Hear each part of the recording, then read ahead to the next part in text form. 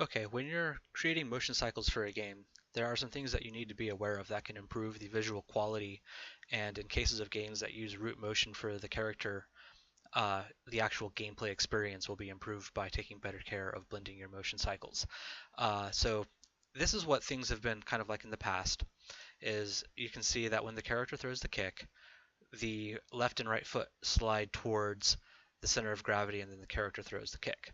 And the reason this is happening is because here in the state machine, the animation with labeled sad kick, that's where the feet are, right? So if that's where the feet are and it's going from idle to kick, the feet necessarily have to go there when it transitions. So that's actually the expected behavior. It doesn't look very good and it's not very accurate, but it's what the default behavior gets you. So if you want to get a more visually pleasing animation and blend out of it, you have to take into account the animation that's being blended to. So here we are in the idle, and if we look at it, we have the left foot forward, and then when we kick, the left foot becomes the weight-bearing foot, and the right kick throws the kick. So on our happy kick, which is a better blended cycle, and it's actually the same animation, it's just blended differently. The left foot stays planted, it does not go sliding towards the center, and the right foot picks up, gets kicked, and then goes back into place. So this is something that you will see in more AAA productions where they have a lot more people working, but it's not necessarily that they have more people working that they're able to do this. It's just that they are taking the extra care to make sure that their animations blend cleanly into each other. So there's a couple of ways to do this. You can do this so that you have your animated cycle, and you always animate to and from the proper pose here. So if you look here, there is a lot of motion happening on the pelvis and in the legs, but it's really the feet that we notice here, right? So if you were to animate this kick starting over from the idle pose, you would really want to pay attention to making sure that the left foot, what pose that was in, because there's a lot of poses to choose from to animate. But the main one you want to worry about is the left foot. But if you're in a situation where you animate the idle, everything's good, you animate the kick, everything's good, and you're animating, from the idle to the kick in Maya, but the art director changes his mind or the game designers change their mind and they want, something different in the idle pose, right? Or if you have different types of idle, right? So if you have a healthy combat idle, a medium injured combat idle, and a really injured combat idle, are you going to animate a new kick cycle for all of that? Chances are you're probably not going to want to do that. So fortunately there's a feature in Motion Builder that will get you from having to deal with the sad kick and get more of the happy kick and get it easy and not too much work. And that is what I'm going to show you. Okay, this is Motion Builder. I'm not going to go over everything on how to use every aspect of Motion Builder. If you're interested in that, there's lots of videos online, and there is, of course, the documentation. But I will go over the steps as I do them. So the first thing I'm going to do is I'm going to open the FBX of my character, which this character and all the animations are from Mixamo.com, which is part of the Adobe family. Adobe bought them up, and if you have an Adobe Creative Cloud subscription, you have access to Mixamo. So I'm going to go ahead and just open up the beta character from Mixamo, and this is the character in the T-pose. Excellent. All right. So forgive me here. I had to move all of my Motion Builder windows and UI into one window for the screen recording here. So let's go to the story view. And before we do that, we actually need to characterize beta here. So let's get a character. Make sure we get it on the bones. Characterize, yes. Make her the active character. And something that's always nice to do for yourself and other people that work with your files is to name everything, right? So instead of the default name character, we'll rename it beta because that is the character's name. All right, so now that we have beta, she's in the character window. We're going to give her a control rig. Plot to control rig. And this is Human IK. This is if you've used Maya and you've seen Human IK, this is where that's all come from. It came from Motion Builder. Motion Builder was the first package to have Human IK. All right, so now we've got a rig on beta with human IK. The next thing we need to do is we need to go into the story mode and add our animation clips. Story mode is basically, if you've ever used anything like Adobe Premiere, it's basically a non-linear animation editor. It lets you edit animation like you do video. So let's insert a character animation track, and the active character for that is going to be beta. Let's insert a motion file. Let's get the idle, and I can only grab one at a time. All right, so let's grab idle, and right away you see beta drops into idle. All right, and if I scrub through the timeline here in the story window, you can see there she is. Oh, let's also go back to 60 frames a second. Thank you very much. All right. Yeah, make sure if you're working in games, make sure you're animating at 60 frames a second. Uh, we try to target 60 frames a second in games. In virtual reality, we try to hit 120. So get used to thinking in those kinds of frame rates if you want to work in games or VR. All right, so here we are. We're at 218 frames. It tells you right there. All right, so we got the combat idle. We want to insert now the kick. All right, there's our kick. So I'm going to just stick those right next to each other. And she goes from the idle to the kick. All right. So you can see there the feet just jump real sharply right there. And it just goes from playing one clip to playing another clip. All right. There is nothing pleasing about that. And that's very similar to what we saw in Unity, right?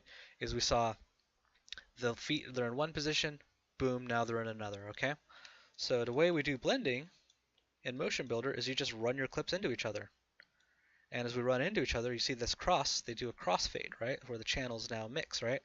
And now this looks exactly like what we were getting in Unity, right? The feet now slide, just like they were in Unity. Slide, kick, right? Yucky, that's not what we want. So let's grab the left foot effector right here. You can select in this window too. You don't want to deal with selecting things in the viewport. Go up to, this UI is so much smaller. Okay. Right here, this match, punch that button. The match object is we're matching the beta left foot, left ankle effector. And we want to match to the previous clip at current, between previous clip and selected clip. All right, there we go. All right, so now when we scrub, check it out. Beta's foot stays planted. And the hips come forward, right? So that's like the weight is transitioning. Excellent, right? We can actually move this, right? Because it's matching where we want it to. So yeah, you can play with this, and this is it's gonna change based on your clip.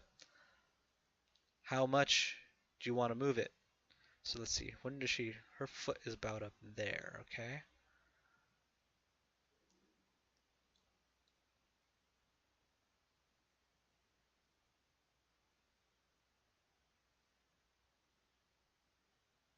All right. Okay. Now let's copy this idle clip.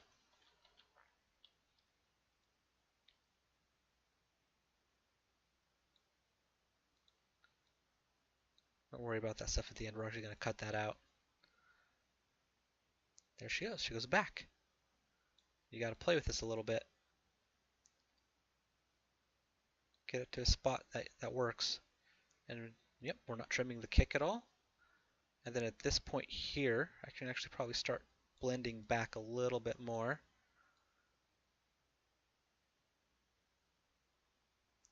Now she's idling again.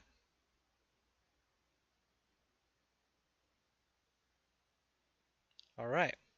So now we need to get this as a animation out.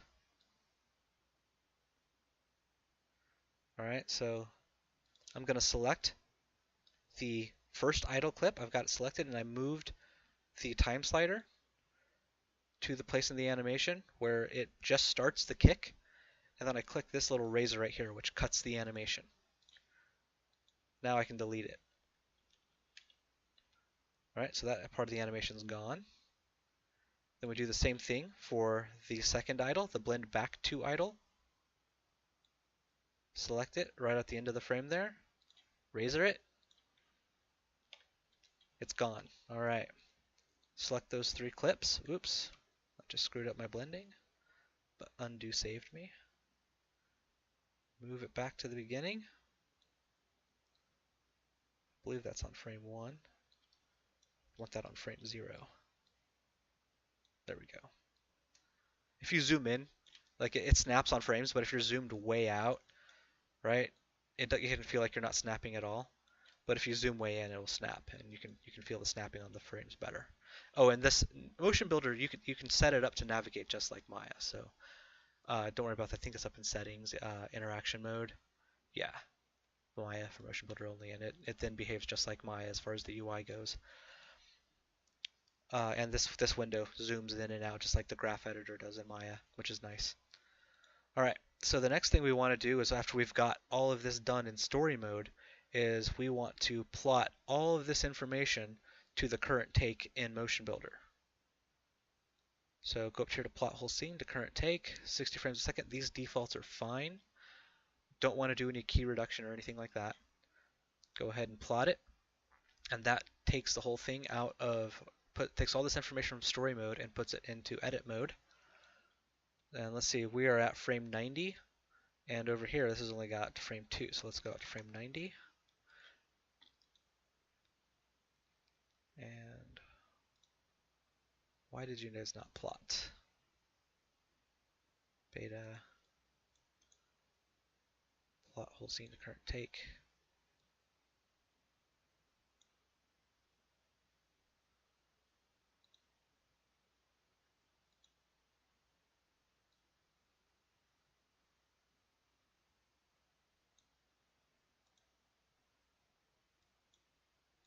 Yep, there it is.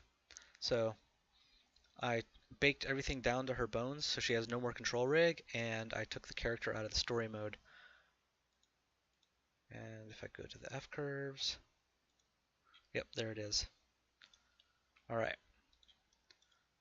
So that is the basics of how you blend one clip to another. Now, of course, you can do more, right? So if you look here, the way this foot lands down like that, that's not very appealing.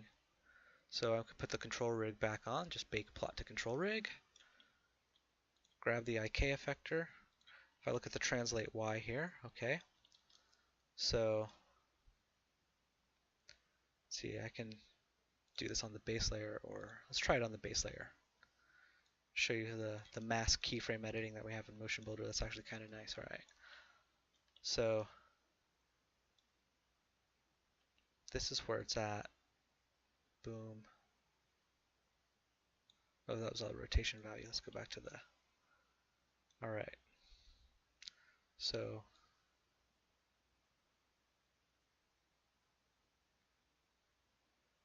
it comes a little bit too.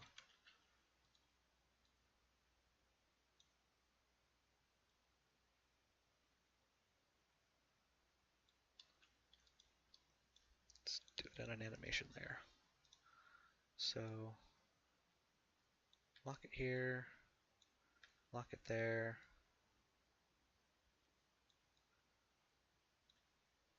Let's go into, actually, let's see, does this have a toe joint on it? Not really. Bummer. I know the Unity character doesn't have that, so I'm not going to really bother animating that. So let's see.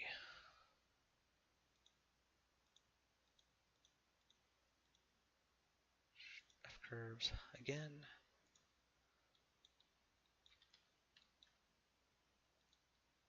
On the base layer.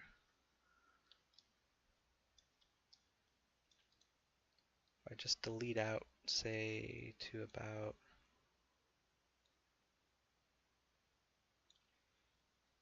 here, so it kind of comes in a little bit more of an angle. Still looks like it slides a bit.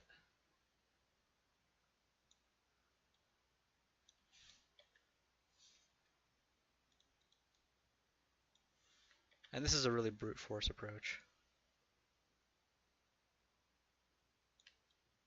Just for the sake of keeping this demo short and sweet, but you can reanimate this. You'll find that the animation features in Motion Builder are at least as good as they are in Maya, if not better. I actually think Motion Builder is a little bit better than Maya. But yeah, you see, now her foot comes down and rests. Still slides a little bit. It could be better. I'll let you guys figure that out because you are animators and you should know how to do that. Alright, so now that that's blending back, you just want to save this as an FBX. FBX is the native file format for Motion Builder. FBX is where, or Motion Builder is where the FBX format came from. A couple other things. In the navigator, you want to rename the take to something more intelligent than mixmode.com, which is what Mixmo names it, but yours will be something else. Want to rename the take to kick idle blended. All right. And what's really cool about Motion Builder is you can have all of your animation cycles in here on different takes, and it'll all be all in one file. So you can have an FBX with all of your character animations in it, which is really kind of nice working inside of Unity. You're not hunting through hundreds of files to build your state machines. It's very nice. All right.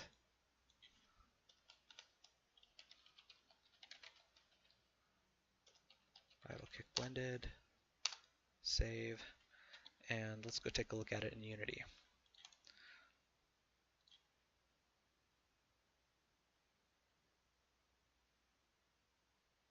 Where'd it go? I'm sorry, where did I save that to? Okay.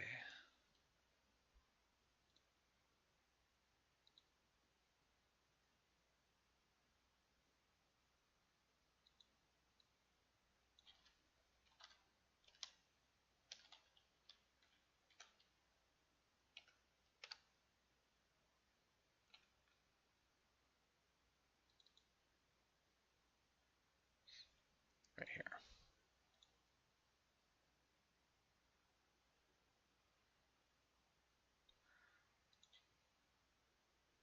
All right, so there's the animation. And I'm just going to make some transitions.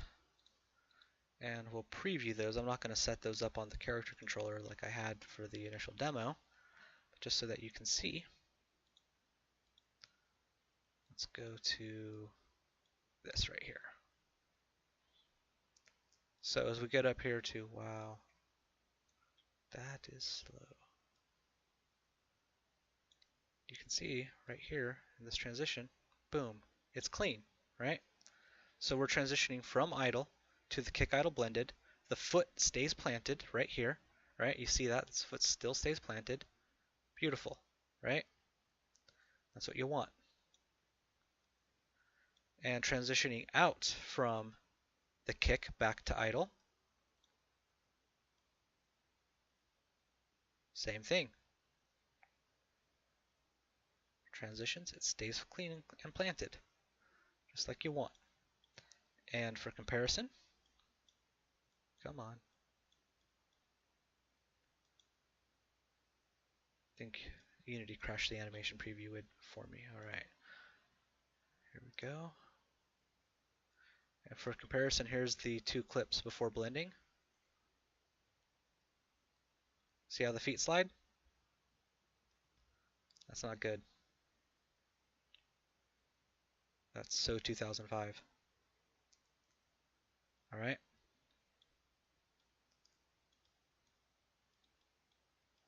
Wow. All right. So that's how you do it.